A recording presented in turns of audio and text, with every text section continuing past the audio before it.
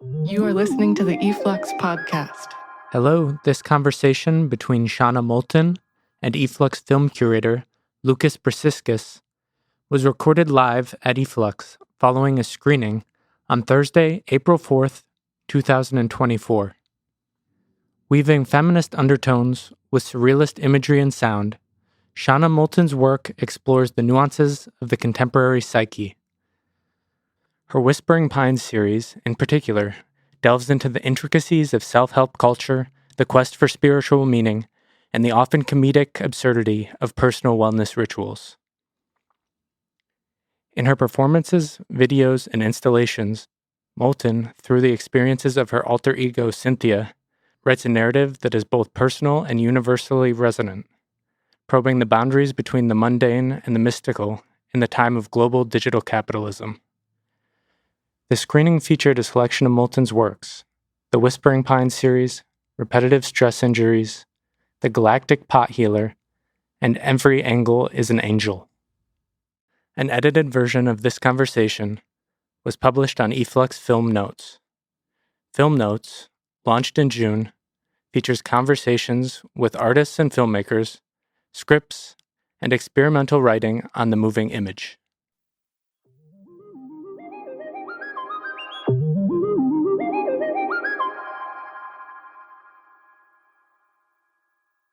So thank you again. Thank you for the screening and this experience of your films all together, which is very special, I would say.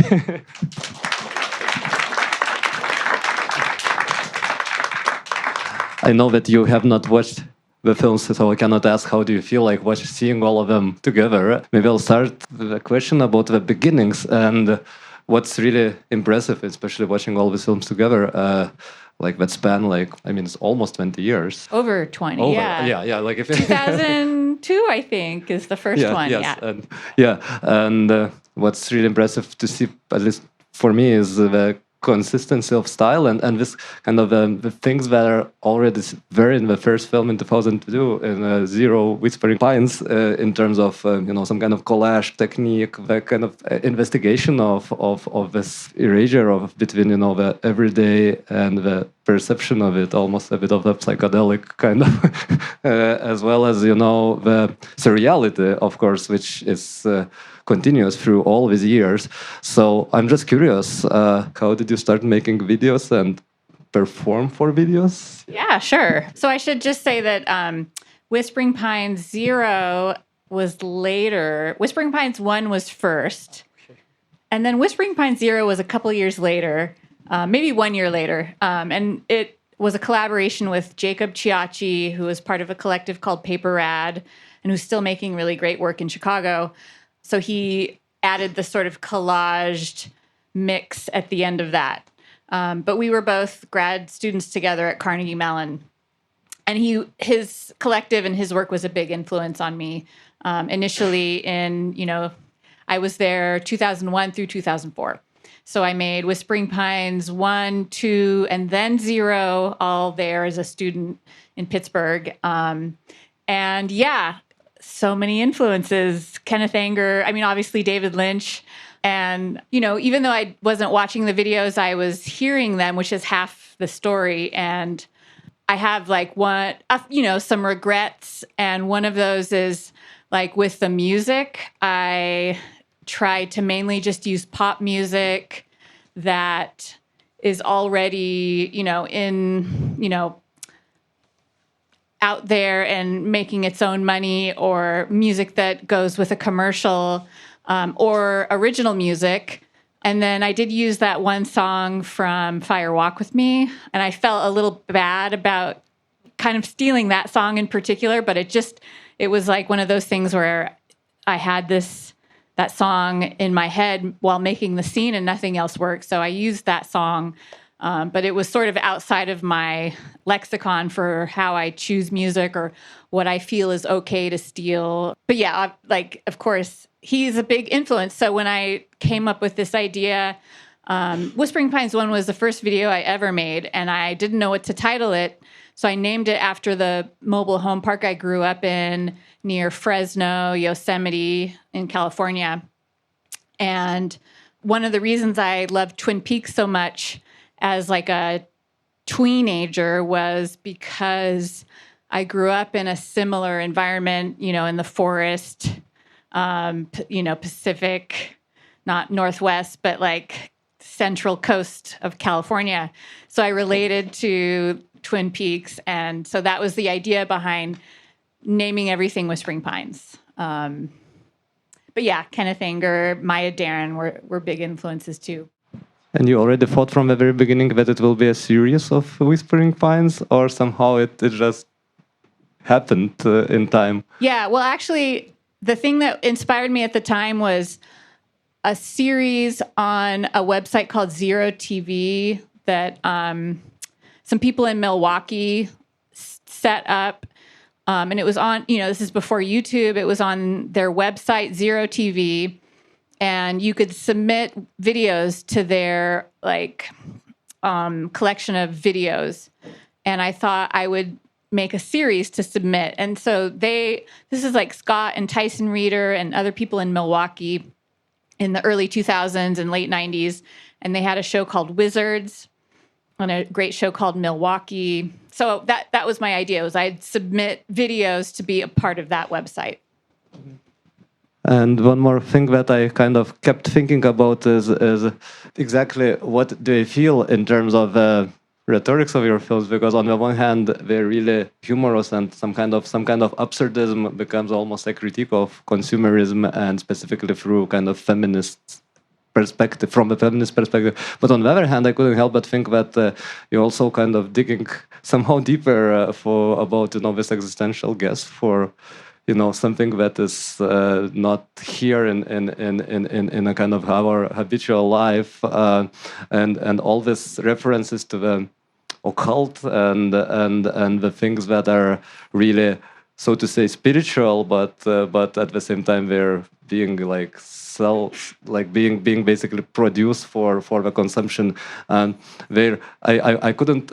I always have this question: is Cynthia is just a kind of satiric character to criticize that, or she's a character that shows our kind of never-ending quest to escape the everyday. I'm curious, how have you created Cynthia? And also in this connection, another related question is, how do you make these stories? Because it's really impressive how the stories come together, not in a kind of linear editing way, but they definitely have certain aspects that are scattered around in the story, but they come together and they create meanings. Do you write some scripts for Cynthia? Do you imagine every episode as almost a episode on a TV, or more you playing spontaneously? So this is maybe two questions in one.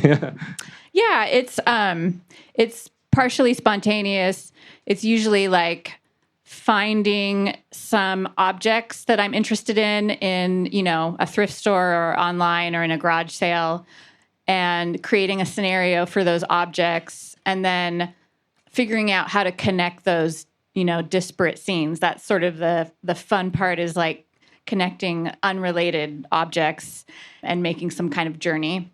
And Cynthia originally started with, these sort of medical device dresses I was making before I made the videos. I had some neck braces and walkers and other hemorrhoid pillow from my grandparents. And I really wanted to embed them in clothing and make dresses. So I had my mom teach me how to sew, and we embedded those in fabric. And then I was trying to imagine what kind of person would need to wear those. And that's where she came from, Cynthia. And then eventually, she started out as a kind of caricature of imagining what kind of person would need to wear medical dresses. And then she eventually just became me, anecdotes from myself or my mom or aunt or grandma. So it's just really me with a wig and an excuse to put on makeup and a wig now. Yeah, I was about to ask kind of half jokingly, since those are not all your films you made, there are more that we have not included, but being Cynthia so often, and also given that you also do live performances, do you feel like your kind of your alter ego and yourself are sometimes like not distinguishable anymore. Maybe. Oh yeah, it's not. I mean, it's not like I go around like, who am I? But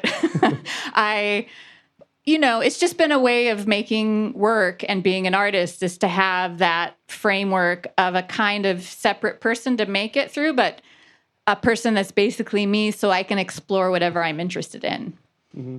And maybe in relation to performance, these videos we watch you. I mean, obviously perform for all of them, but you also do, and like now at MoMA, some live performances within the settings. Can you compare maybe like what does it mean for you to work in between these two forms of art, so to say, a performance and video? Would you, do you like more like live performances or like performing for video, or like are they, contradicting each other, or you can compare them? Yeah, with the live performances, I'm interacting with a video projection, and I love how you can combine the sort of live presence of performance with montage and the speed of like edited video. So I feel like less connected to narrative when I'm performing. Like I don't have to tell a story like I do in the videos. There's still maybe an emotional arc, but there's not necessarily a narrative.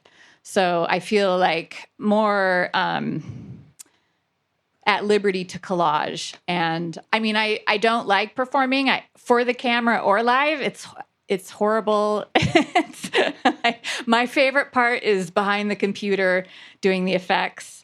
But to get, to make the effects, I wouldn't feel comfortable doing those effects on anyone else. So I have to do them to my own body and my own, self. So to get to do the effects and to do the sort of interaction with the projection, I have to perform. So in terms of effects, it's also funny to see all your films spanning all of this 20 years, because the technology changes and the digital becomes, different digital from, the one we see in 2002. What's your feeling, kind of, because digital, I mean, and the medium itself is obviously like very important for your style. This things that you do probably would not be possible, or would be way harder to do in pre-digital times. Superimpositions, all the cuttings, maskings, and everything. But the digital also becomes something like more and more accessible, and more effects. I assume are available. Do you feel like the change is working with the digital, like in 2022 and in 2002 and 2022, for instance? Yeah. I mean, well, just in terms of like the technology, it was very liberating to move from. I was, originally starting with like VHS, and then just to move to mini DV, and working digitally was really liberating. And then to realize that I could. Learning After Effects and realizing I could take an image off the internet and then cut that out and place that in my world, was like a big deal. So that was exciting. Of course, like at a certain point, like 2008, I had to move from SD to HD.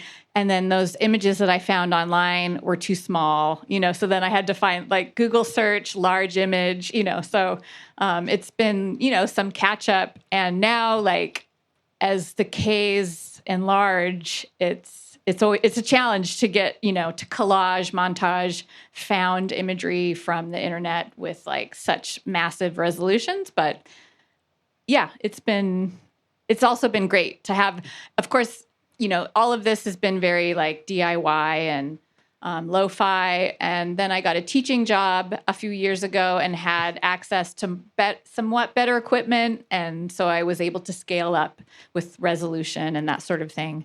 Yeah, it's. I did just get an Apple Vision Pro to test, the possibilities of that. And I mean, they're really. Has anyone tried they're so uncomfortable. I mean, they're really cool. I returned it because it's too expensive for how uncomfortable it is. But I feel like, yeah, there's some potential in that. And I will open up, I think, but it's a bit of abstract question. But since like your films are like so much, or your videos so much about healing, and in a way, guess for healing, not necessarily healing. And what they do also use, as I said, that music is very important because it kind of almost half of a film that creates that atmosphere that is on the one hand hopeful, but on the other hand sometimes satiric when image and the sound comes together. I thought, do you think, or do you try doing that, or do you think art can heal? Oh, yeah. I mean, like, I think artists like Emma Kunz, who was making these graph-based drawings that were meant to be healing tools rather than just art. I don't know if I'm healing, but I think artists like her are, potentially healing.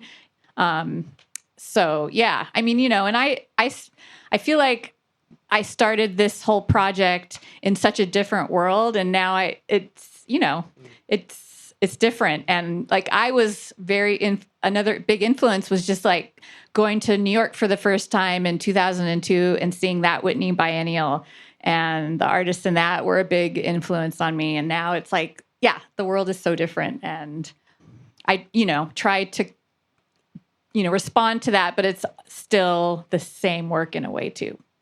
Maybe one more very brief question. Do you think about making, because the opera or film opera or the 10th episode of Whispering Pines was like longer than others. Are you thinking about making like a feature film, like for cinemas? Have you ever thought about that direction or? Maybe. I mean, it's, as like making work with only one character for the most part it's not fun to watch that thank you for staying all this time.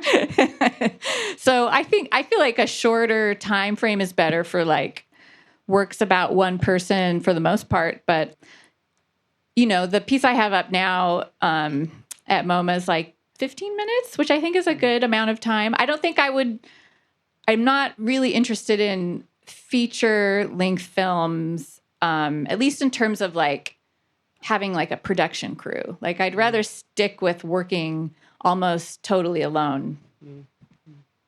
I'm sure somebody has something to ask. Thanks. I was curious about the locations for a lot of the films, like how you picked them, especially the house in the last one. Yeah. So the house, for the most part, it's been like, if I have a studio, I'll carve out a space, or some were in my parents' house.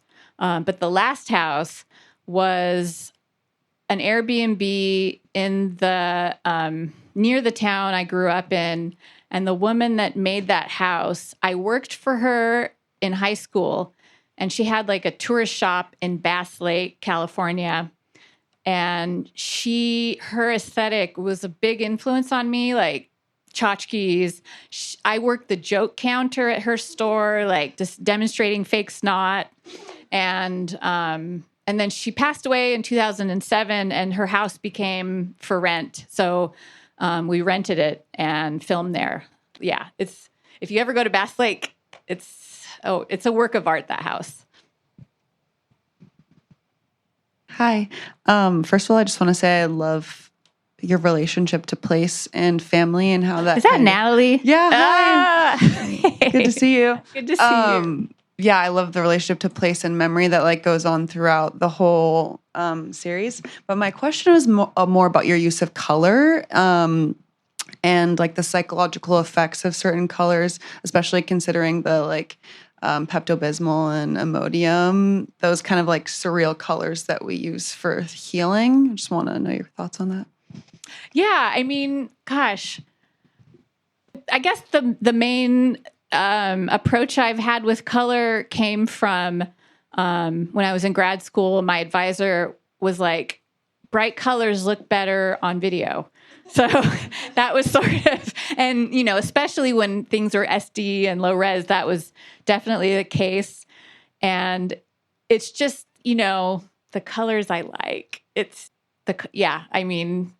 There's not really a color theory to it besides, I do think it's healing. I do think Pepto-Bismol pink is, and Imodium blue is healing. It's the colors we give babies, so it must be good, right? Hey, so at the end of Whispering Pines 10, we saw Cynthia released into the cosmos. So is she dead? Is she coming back? What's the story? Oh, I think she dies almost every episode. She's sort of stuck in this loop of like dying and then being back in her normal home and then, overcoming, transcending, or dissolving. And then, it's a loop. It's like, if you've ever had a bad trip and it was this kind of loop, where you're stuck, I feel like that's where I am spiritually. And that's definitely where Cynthia is. And you have those moments of transcendence and then you're back in that, mundane, real world thing.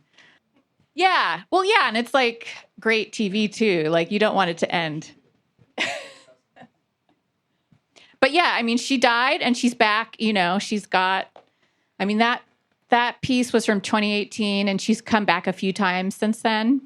But she definitely dissolves again over and over.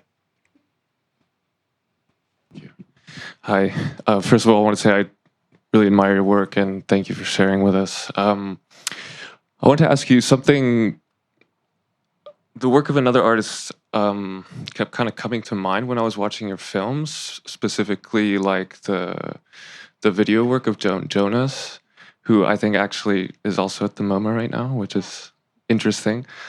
But yeah, just in terms of like specifically, I don't know if you're familiar with Volcano Saga, specifically like the kind of narrative pacing and surrealist elements, and also like the aesthetically in terms of how you manipulate the kind of space and texture of digital video. So I was just wondering if when you were making these, you were aware of her work, or kind of, is there a dialogue there?